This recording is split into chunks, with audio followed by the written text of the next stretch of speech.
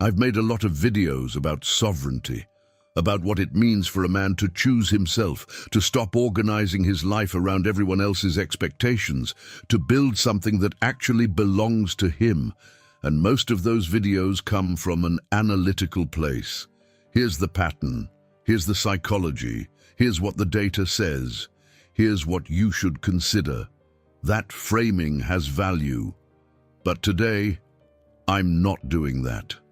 Today, I'm going to tell you what it actually looked like from the inside. Not the concept, the experience, what I gave up, what it cost, what came back, what didn't. This isn't a lecture and it isn't a pep talk. It's just an honest account from a man who walked this road and wants to tell you the truth about what's on the other side of it before you decide whether you want to go there. I didn't lose everything at once. It happened in pieces, over a period of time that I kept telling myself was temporary, an adjustment, a rough patch, the kind of friction that settles down if you just stay the course, but it didn't settle. And eventually I stopped waiting for it to. What I lost first wasn't dramatic. It wasn't a relationship ending or a job disappearing or some visible collapse I could point to. It was subtler than that. It was the slow realization that a significant portion of my life had been built around being useful to people who never once asked me what I actually wanted.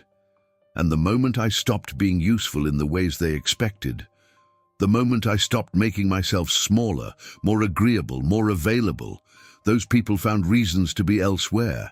That's the first thing nobody prepares you for, not the conflict, the quiet.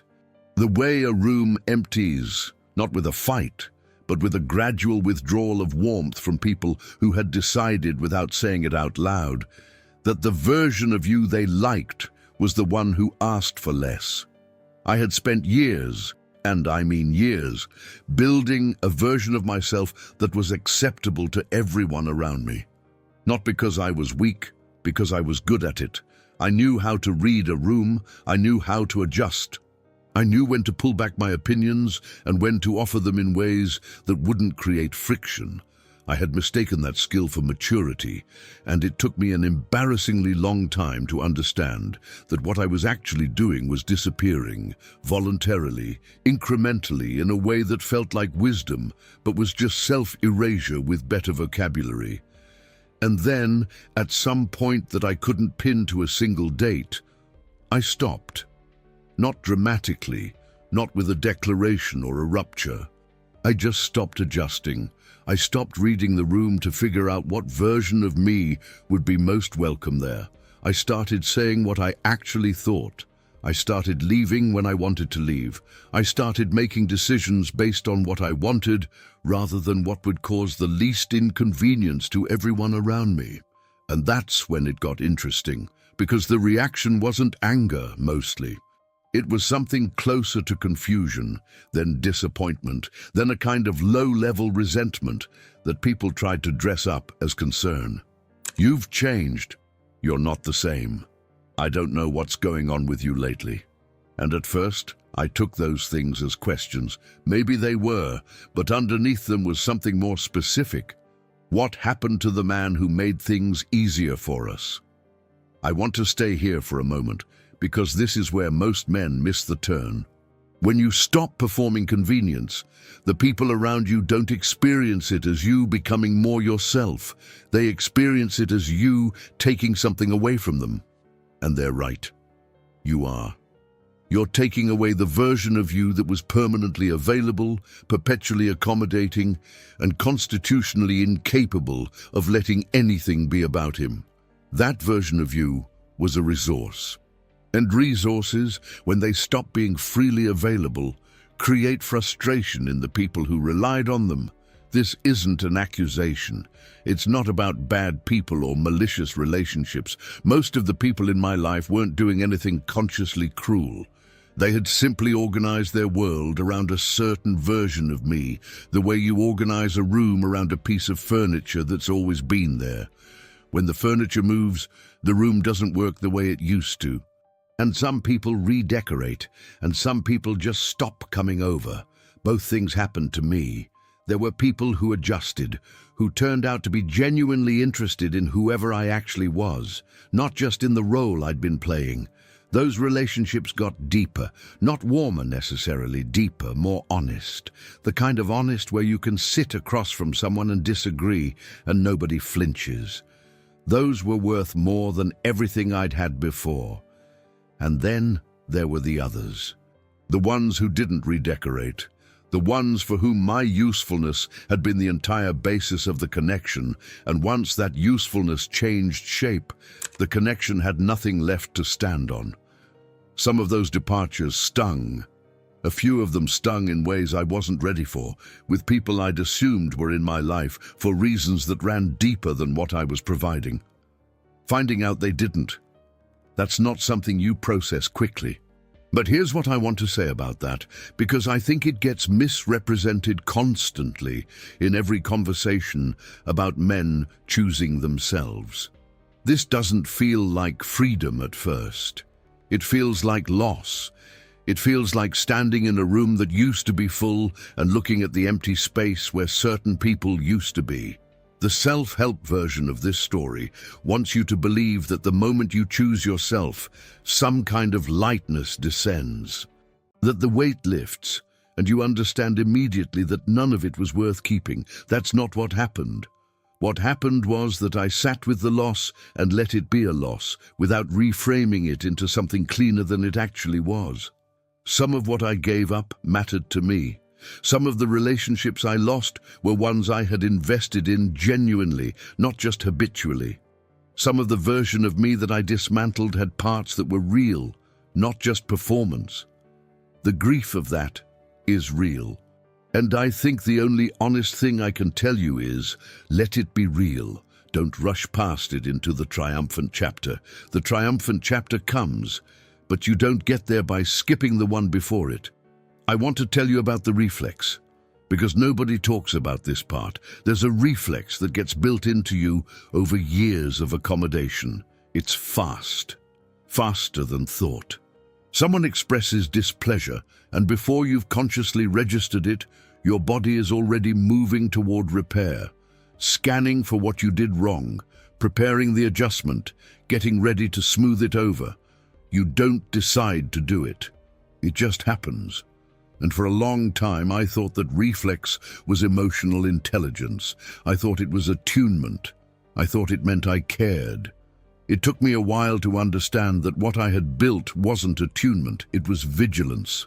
There's a difference, and the difference is exhausting to live with once you see it. Attunement is being present to someone else's experience. Vigilance is monitoring it constantly to make sure it doesn't become a threat to yours. One of those comes from abundance. The other comes from a man who learned somewhere along the way that other people's disappointment in him was a problem he had to solve immediately. So when I stopped solving it immediately, the reflex didn't go away. It just stopped getting fed. And that's an uncomfortable thing to sit with. Your body is primed for a response, and you're choosing not to give it. Not because you don't feel it, because you've decided the feeling isn't reliable information anymore. You've decided that someone else's discomfort with your choices is not automatically your emergency. That takes practice. It takes longer than you think. And the first few times you manage it, it doesn't feel like strength. It feels like something you did wrong that you're choosing not to fix. That's the part nobody tells you about. Not that the reflex is there, but that dismantling it feels, for a while, indistinguishable from becoming a worse person. Now, and I need you to stay with me through this part, there's something that happens after the initial withdrawal, after the people who were only there for the convenient version of you have found other arrangements. There's a kind of clarity that I can only describe as unfamiliar, not comfortable, unfamiliar. The difference matters. Comfortable means you like where you are. Unfamiliar means you don't recognize it yet, but it's not threatening. I'd been so accustomed to organizing my inner life around other people's expectations that when that scaffolding came down, I didn't know what my own preferences actually were. Not the deep ones, not the ones you never examine because you're always too busy managing everyone else's. What do I actually want? Not what would be easiest to want. What do I actually want? That question, for a man who has spent decades being useful, is not a simple question. I spent time, real time, not a weekend of reflection but months, just noticing what drained me, what didn't, who I felt like myself around, who triggered that old reflex to shrink and adjust and perform the acceptable version. What I chose to do with an evening when nobody had any claim on it. What I turned out to care about, not because it was impressive or useful to anyone, but because it was mine. And what I found underneath all the years of accommodation wasn't some extraordinary hidden self waiting to be unleashed. It was quieter than that and more durable. It was a man with specific opinions, specific tolerances, specific things he found worth his time, and specific things he had been spending his time on for years that he had no business investing in. The discovery wasn't dramatic, but it was genuine. And genuine, I've come to believe, is rarer and more valuable than dramatic. I want to be precise about something here, because this is the part of the conversation that usually gets flattened into something it isn't. Choosing sovereignty, choosing yourself, is not the same as choosing isolation. Those are different things that get conflated constantly, and the conflation is worth examining. A man who withdraws from relationships because he's protecting himself from disappointment is not the same as a man who has become selective because he understands his own value. One of those is a wound response, the other is a posture. They can look identical from the outside, they feel completely different from the inside. I'm not talking about building walls, I never was. What I'm describing is something closer to the difference between a man who lets anyone in because he doesn't believe he deserves to choose, and a man who opens the door deliberately, knowing who he's letting in and why. The second man has the same capacity for depth, the same ability to care, the same possibility of real connection, but he's operating from a completely different foundation, one that belongs to him. And this is where I need to say something directly to you, not as a theory, but as something I mean specifically. If you're watching this, you're probably past the age where you can afford to spend another decade finding out whether the version of yourself you've been performing is going to be enough. You already know. Somewhere underneath the daily management of obligations and relationships and the slow accumulation of compromises you made so gradually you stopped noticing. You already know. The question isn't whether to stop. The question is whether you're willing to absorb what stopping actually costs in real terms before deciding it's not worth it. That's what this channel keeps coming back to. Not a verdict on relationships, not an argument for solitude as a lifestyle, but the straightforward position that a man who has done the work of becoming someone he actually respects is in a fundamentally different position than one who hasn't. And that position changes every choice that follows. Who you spend time with, what you're willing to tolerate, what you build, what you walk away from, and how you do all of it. Let me tell you what the other side actually looks like. Not the promotional version, the accurate one. It's not waking up every day feeling like you won. It's not a permanent state of contentment or a complete absence of longing. There are still evenings that carry a particular weight. There are still moments where the cost of the road you took is visible and specific. I don't think those moments disappear. I'm not sure they're supposed to. What changes is the relationship to those moments. Before, a bad evening could spiral because my sense of myself was so dependent on the external structure I'd built, so wrapped up in being useful and acceptable and approved of, that any disruption to that structure destabilized something fundamental. A difficult conversation could undo a week. A withdrawal of warmth from someone I cared about could send me recalibrating for days, working out what I had done wrong, what I needed to fix, how to restore the version of the relationship they preferred.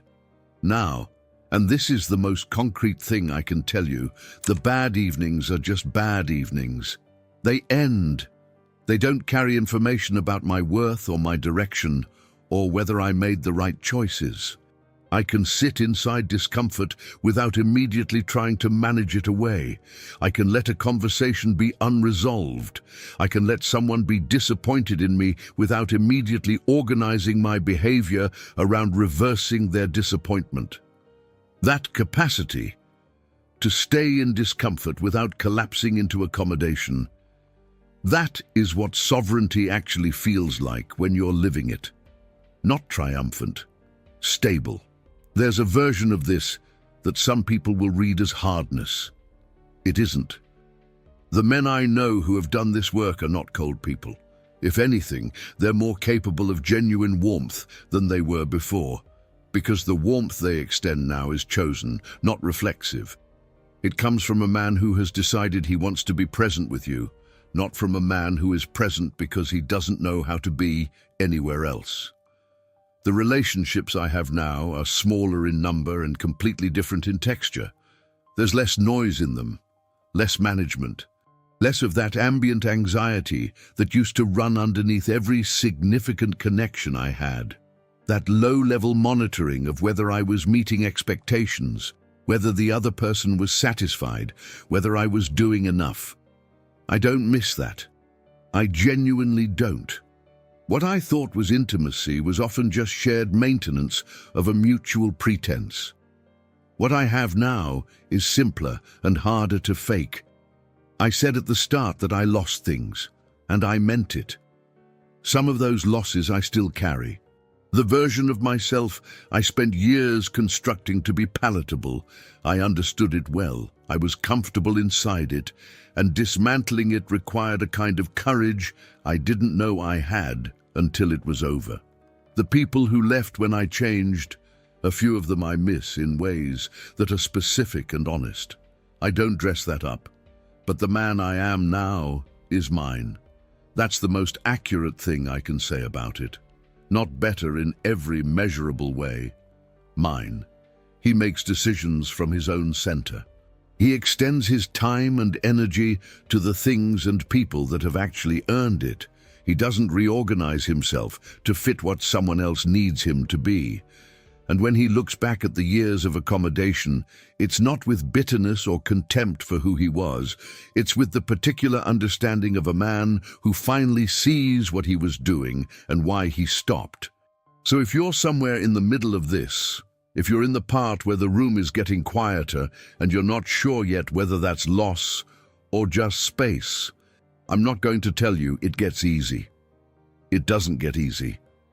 What it gets is honest. And for a man who has been living inside a version of himself built for someone else's approval, honest is the most radical thing available to him. The price of this is real. What you trade away is real. But the man who comes out the other side is the first version of himself that actually belongs to him. And I don't know what that's worth to you. I only know what it was worth to me, and that was enough.